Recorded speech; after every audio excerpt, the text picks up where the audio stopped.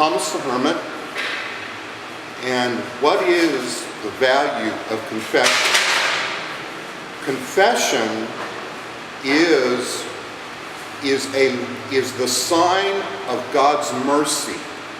It is not this terrible thing about making a laundry list of all the bad things that we have done, and if we don't go tell Jesus about it, we're going to roast in hell for eternity.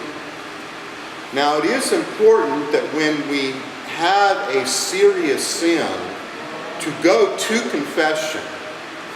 Now, the history of confession is not what you think. In the early church, people actually confessed their heavy sins in front of the whole community. Because when we sin, we not only hurt ourselves, but we hurt the body of Christ. We hurt the world. We harm the world.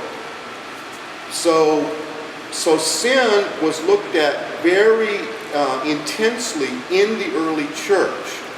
Later on, for the sake of discretion, they began to allow the priest to be the go-between in between the community and the penitent.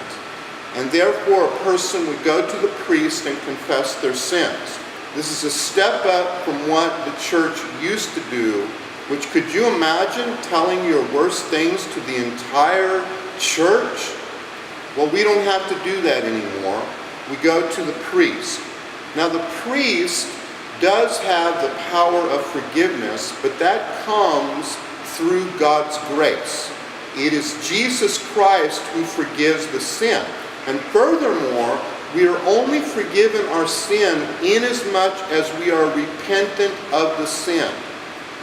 Now, within all of those scenarios, and the fact that, if you're like me, you keep going back over and over again, the reason that God's mercy will be there for you over and over again.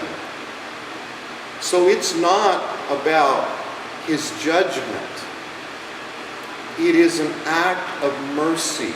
And confession is an act of being liberated from the things that you have failed to do.